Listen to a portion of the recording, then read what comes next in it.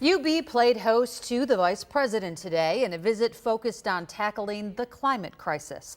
Good evening, I'm Mary Ellis Demler. Hello everyone, I'm Scott Levin. The speech focused on the climate aspects of what's called the Inflation Reduction Act, the major bill passed by Democrats last month. Harris spent a few hours here today speaking at UB, meeting with students and visiting with the families of the top shooting, which happened 4 months ago today, and which brought the vice president here for her last visit in the aftermath of that tragedy. Our Claudine Ewing will be live tonight on that part of the story as part of our team coverage tonight. But we'll start things off with Two on Your Side's Rob Hackford live at UB on the vice president's speech there today. Rob? Yeah, Scott, Mary Ellis, as you mentioned, the main purpose to highlight the climate aspects in the Inflation Reduction Act, the name of which isn't really a true indicator of what this tackles as well. There's decreases for prescription drug prices included in this legislation.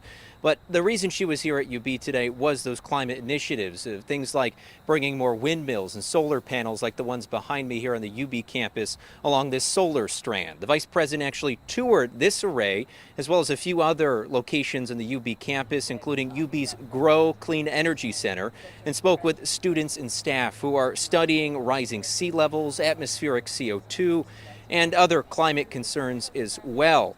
The vice president discussed energy efficiency and toured a home actually built by students, faculty, and staff for a national competition that's now serving as a clean energy education center. Well, she added that heading into midterms, the climate topic has come up a lot along with inflation and education. There was always one other issue, a single issue that came up every time, more than any other, the climate crisis. Meeting with the young leaders of our nation, it is front and center.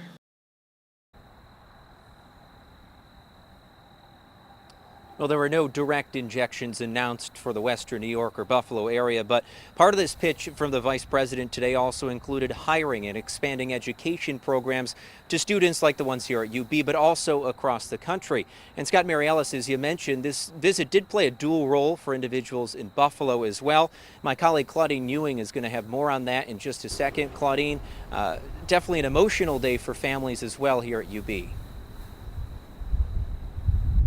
You're right, Rob. In fact, some of the families say it was just very somber to sit in a room with her after she spoke to the public here at the Center for the Arts because 4 months ago, they were dealing with a tragedy that no one ever thought would happen here in Western New York.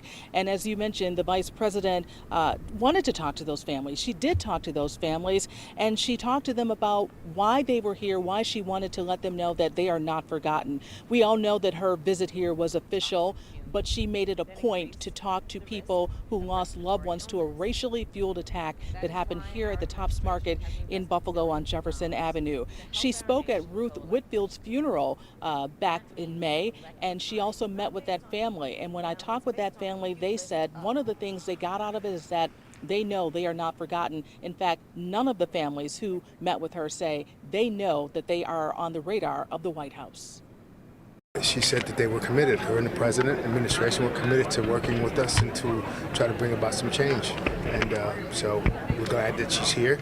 And we had a very, I think, robust conversation. I am so grateful to her for returning because she didn't have to. So what's it like to have your son standing with you? Oh boy, it's a miracle.